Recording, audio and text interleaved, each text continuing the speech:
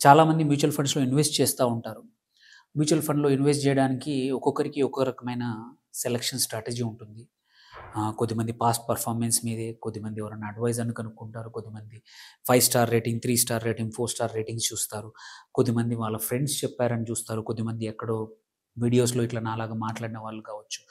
అలాంటి సోర్సెస్ రకరకాల సోర్సెస్ ద్వారా మనము ఏ ఫండ్ మంచిది, మనకు ఏది సూటబులు, ఆ కేటగిరీలో ఏది మంచిదనేది జనరల్‌గా చేస్తా ఉంటాం. బట్ మీకు తెలుసా కొన్ని స్టాండర్డ్ రేషియోస్ ఉంటాయి. అంటే ఇవి నంబర్స్.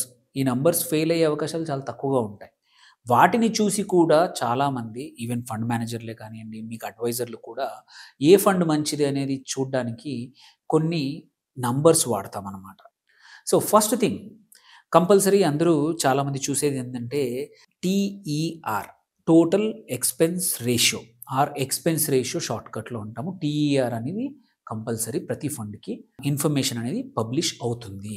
సో, ఇది నథింగ్ బట్ ఏంటంటే ఒక ఫండ్ హౌస్ ఆ ఫండ్ హోల్డర్స్ నుంచి చార్జ్ చేసే ఫీజ్ అనమాట. సో, ఈ ఏంటంటే వాళ్ళ ఫండ్ మేనేజ్మెంట్ ఫీజ్ ఏదైతుందో అది ప్రతి రోజు ఆర్ ప్రతి సంవత్సరము యావరేజ్ ఎంత పర్సెంటేజ్ చేస్తుందో అని చెప్పేదే టీఈఆర్.